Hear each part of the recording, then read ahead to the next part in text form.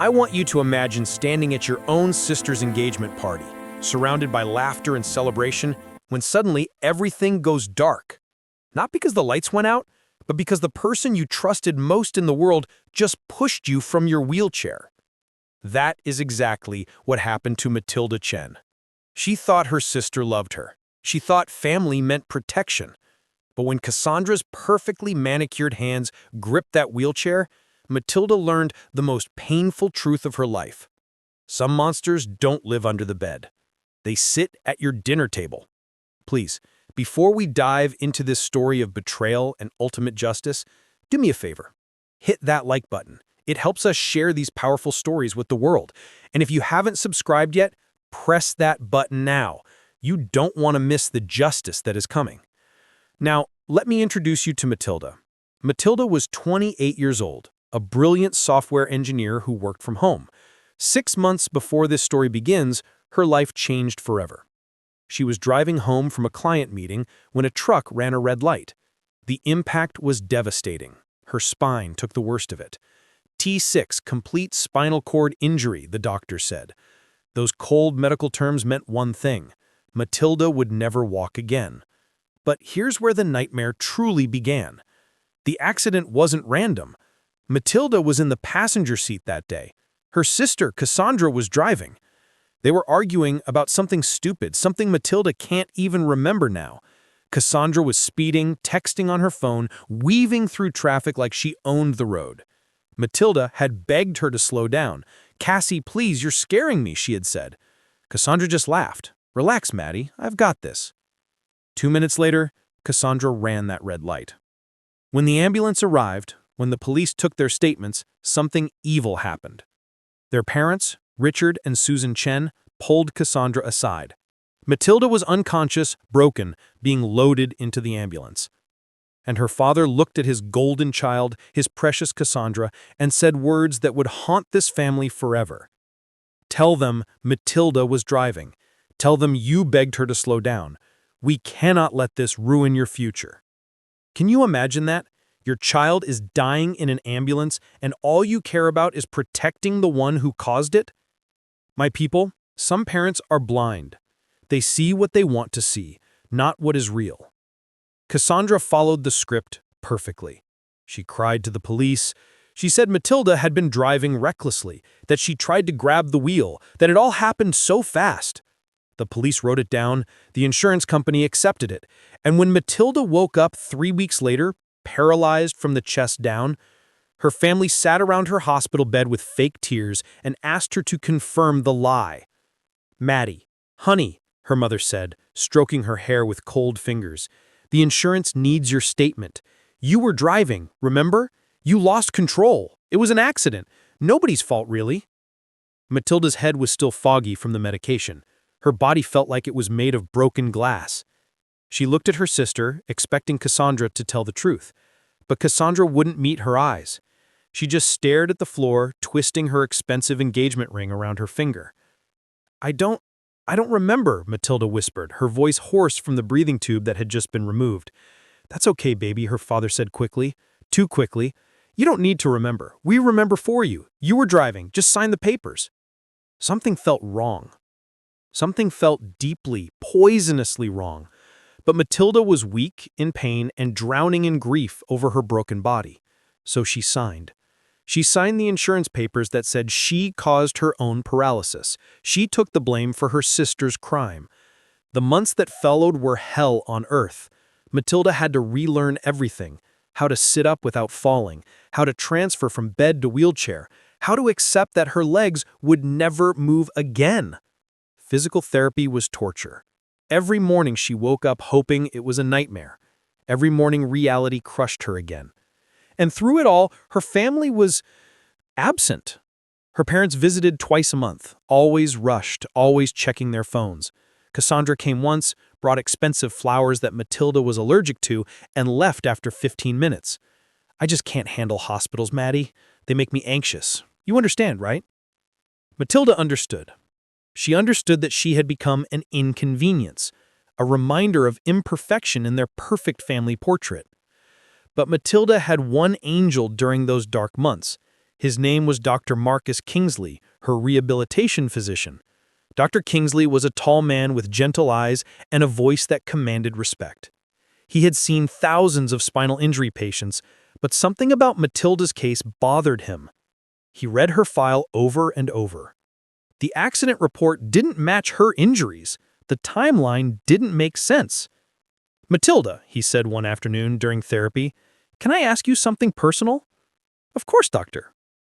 "The accident report says you were driving, but your injury pattern, the way the seatbelt caught you, the angle of impact, it all suggests you were in the passenger seat. Are you sure you were driving?" Matilda froze. That fog in her memory suddenly started to clear. Images flashed, Cassandra's hands on the wheel, the phone in her lap, the red light getting closer. I think I was in the passenger seat, but my family said—" Dr. Kingsley's jaw tightened. "Your family said a lot of things, but medical evidence doesn't lie. If you weren't driving, Matilda, you need to know the truth. You need to correct this." That night, Matilda couldn't sleep. She replayed everything in her mind. The more she thought, the clearer it became. Cassandra was driving, Cassandra caused the accident, and her parents had covered it up. The rage that filled Matilda's chest was like fire. For 6 months, she had blamed herself. She had nightmares about being a reckless driver. She had apologized to Cassandra for putting her through trauma. And all along, it was a lie. She called Cassandra the next morning. "Cassie, I need to talk to you. About the accident." There was a long pause. "What about it, Maddie?" "I'm starting to remember things. I don't think I was driving." Another pause, this one cold as ice. "Maddie, you're confused. The medication messes with your head. Don't go spreading crazy stories. It would devastate Mom and Dad." "Devastate them? What about me, Cassie? I'm paralyzed. And if you were driving, then—" "Drop it, Matilda." Cassandra's voice had turned to steel. "Just drop it. What's done is done. Moving forward is what matters. Now, speaking of which, I have wonderful news. James proposed. We're engaged. I'm sending you an invitation to the engagement party. It's in 2 weeks. You'll come, right?" Matilda felt sick. Her sister had just threatened her into silence and then invited her to celebrate. The audacity was breathtaking. "I'll think about it," Matilda said quietly, and hung up. Over the next 2 weeks, Matilda did something she should have done months ago. She got a lawyer. His name was Robert Kim, a sharp-eyed attorney who specialized in personal injury and fraud cases. She told him everything. He listened without interrupting, taking notes. "This is fraud, Matilda. Insurance fraud, possibly perjury. If you decide to pursue this, it won't be easy. Your family will fight you. Your sister could face criminal charges." "Good," Matilda said. And she meant it. "I want the truth, whatever it costs." The engagement party was held at the Chen family estate, a sprawling property with manicured gardens and a fountain that cost more than most people's houses.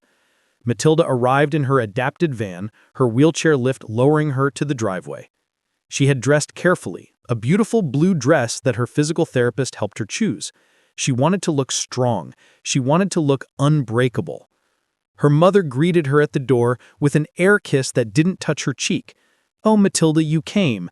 How nice. The ramp is around the back. We didn't want it to ruin the aesthetic of the front entrance." Of course. Even at her sister's party, Matilda was hidden, pushed to the back, made invisible. The party was exactly what Matilda expected. Rich people in expensive clothes, drinking expensive wine, and congratulating Cassandra on landing James Whitmore, heir to a hotel empire. James was handsome, charming, and completely oblivious. He genuinely seemed to love Cassandra. She almost felt sorry for him. Cassandra spotted Matilda and glided over, her white engagement dress flowing like water. "Maddie, you made it! Oh, you look comfortable." The insult was wrapped in honey, but it was still an insult. "Congratulations, Cassie. James seems wonderful." "He is. He's perfect. Everything is perfect." She leaned down, her voice dropping to a whisper only Matilda could hear. "Let's keep it that way, shall we? No crazy stories, no drama. Just smile and celebrate with me like a good sister." Matilda's hands gripped her wheelchair wheels. "And if I don't?" Cassandra's smile didn't reach her eyes. "Then you'll regret it. I promise you that." She straightened up, her public smile back in place, and walked away to greet more guests. Matilda sat there, fury building in her chest like a storm. The moment came an hour later. Cassandra was standing near the fountain, surrounded by friends, laughing about honeymoon plans. Matilda wheeled over, her lawyer's number already dialed on her phone, ready to record. "Cassie, can I talk privately? Cassie, can I talk privately?" "Now? I'm kind of busy, Maddie." "It's important. About the accident."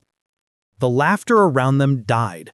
Cassandra's friends suddenly found reasons to drift away.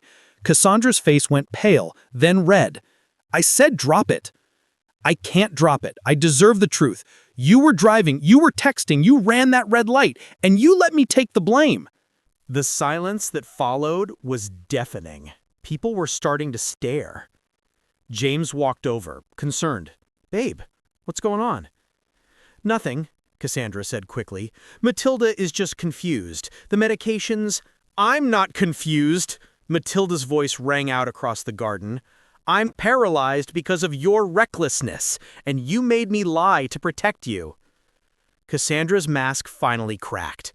"You don't know what you're talking about. You're just jealous. Jealous that I have a life and you're stuck in that chair." The words hung in the air like poison. Several guests gasped. James took a step back, shock written across his face. "Jealous?" Matilda's voice shook with rage and pain. "You think I'm jealous? You destroyed my life, Cassie. You took my legs, my career, my future, and you made me believe it was my fault." "Shut up!" Cassandra screamed, and then she did something unforgivable. She grabbed the handles of Matilda's wheelchair and pushed. Hard. Matilda felt herself falling backward. The world tilted. Her head hit the stone path with a sickening crack. Pain exploded through her skull. Screams erupted around her. Through blurry vision, she saw James rushing to her side. She saw her parents frozen, mouths open, and she saw Cassandra standing there with her hands over her mouth, realizing what she had just done in front of 50 witnesses. Dr. Kingsley, who had been invited as Matilda's +1 and support, was beside her instantly, checking her pupils, calling for an ambulance. "Don't move her. Nobody touch her. Matilda, can you hear me?" "I can hear you," Matilda whispered, blood trickling from her head. Did everyone see?" "Everyone saw, Matilda. Everyone saw." The ambulance came. Matilda was rushed back to the hospital, back to the ICU. She had a severe concussion and a fractured skull. But this time, things were different. This time, the police came too. This time, there were witnesses. 50 witnesses who saw Cassandra Chen assault her paralyzed sister at her own engagement party. The charges came fast. Assault, battery, fraud, and after the investigation into the original accident, vehicular assault and insurance fraud. The evidence was overwhelming. Dr. Kingsley testified about Matilda's injury patterns. The accident scene was re-examined. The truth came pouring out like water from a broken dam. Cassandra was arrested 3 days after the party. The sight of her in handcuffs, her perfect makeup ruined by tears, would be forever burned into Matilda's memory. "This isn't fair!" Cassandra screamed as they led her away. "I'm the victim here. She provoked me. She ruined my life." James broke off the engagement immediately. He told Cassandra in a statement to the press, "I thought I knew you. I thought you were kind and loving. But you're a monster. You hurt your own sister twice. You destroyed her and felt nothing. I want nothing to do with you." The trial was brutal. Richard and Susan Chen tried to defend their golden child. They hired expensive lawyers. They tried to paint Matilda as vindictive, as exaggerating her injuries, as tearing the family apart for money. But the evidence didn't care about their spin. Medical records don't lie. Witness testimonies don't lie. Security footage from the hospital showing Cassandra shoving the wheelchair doesn't lie. Cassandra was arrested 3 days after the party. She was sentenced to 8 years in prison. Vehicular assault, insurance fraud, aggravated assault. The judge looked at her with open disgust. You had every advantage in life, a loving family, wealth, opportunity, and you used it all to destroy your sister and cover your crimes. You showed no remorse until you were caught. This sentence reflects the severity of your actions and the cold calculation behind them. The civil suit came next. Matilda sued Cassandra, her parents, and the insurance company. The jury awarded her $800,000 in restitution and damages. It wasn't enough to cover her lifetime medical costs, but it was justice. Sweet, vindicating justice. Her parents tried to reconcile after the trial. They showed up at her apartment, crying, begging. "We're still your parents, Matilda. We made mistakes, but we love you." Matilda sat in her wheelchair, looking at them with eyes that had seen too much. "You chose her over me. You asked me to lie while I was broken in a hospital bed. You cared more about your reputation than my life. You're not my parents anymore. You're strangers who happen to share my DNA. Get out." They left. Matilda never saw them again. But this story doesn't end in darkness. 6 months after the trial, something miraculous happened. Matilda was in physical therapy, doing her daily exercises, when Dr. Kingsley noticed something. "Matilda, I need you to focus on your right foot. Try to move your toes." "Doctor, you know I can't." "Wait." "Try again," Dr. Kingsley urged, his voice tight with barely controlled excitement. Matilda closed her eyes. She focused every ounce of willpower on her right big toe. And it moved. Just a tiny twitch, barely visible. But it moved. Tears streamed down her face. Did that just happen?" Dr. Kingsley was grinning like a child. "It happened. Matilda, you just moved your toe. This is extremely rare in complete injuries, but it happens. Your spinal cord is showing signs of incomplete injury.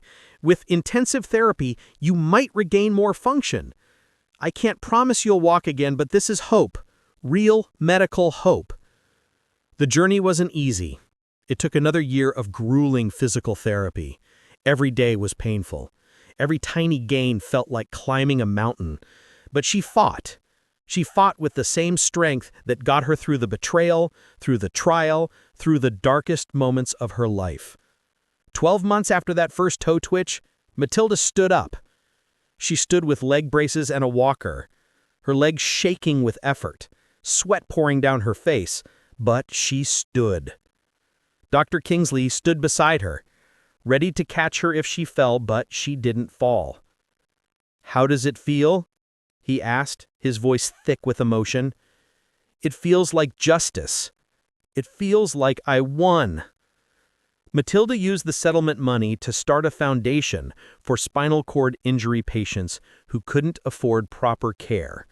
She hired Dr. Kingsley as the medical director. She turned her pain into purpose. She heard through mutual friends that Cassandra was not doing well in prison. The golden child who had everything had lost it all. Her beauty, her status, her freedom. She spent her days in a cell, wearing orange instead of designer dresses. The poetic justice was not lost on Matilda. On the 3-year anniversary of the engagement party assault, Matilda received a letter. It was from Cassandra, written on prison stationery. Matilda almost threw it away, but curiosity got the better of her. She opened it. The letter was long, rambling, full of excuses and self-pity. But at the end, there were 4 words that almost sounded sincere. "I am truly sorry." Matilda read those words 3 times, then folded the letter, put it in a drawer, and went about her day. Maybe one day she would forgive Cassandra. Maybe not. But forgiveness was for Matilda's peace, not Cassandra's redemption. Today, Matilda walks with a cane. She still has pain, she still has limitations, but she has her truth, she has her justice, and she has her life back, rebuilt from the ashes of betrayal. She never speaks to her parents. I heard they moved to another city, unable to face the shame of what their choices cost them. They lost both daughters, one to prison, one to their own cruelty.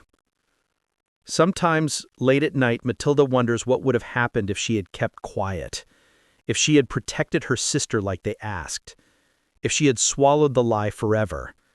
She would still be in that wheelchair, drowning in undeserved guilt, watching her sister live a perfect life built on her suffering. But she didn't stay quiet. She fought. And in fighting, she found something stronger than her legs. She found her voice, her power, her unbreakable spirit. As I finish this story, I want you to remember something important. Silence protects the guilty.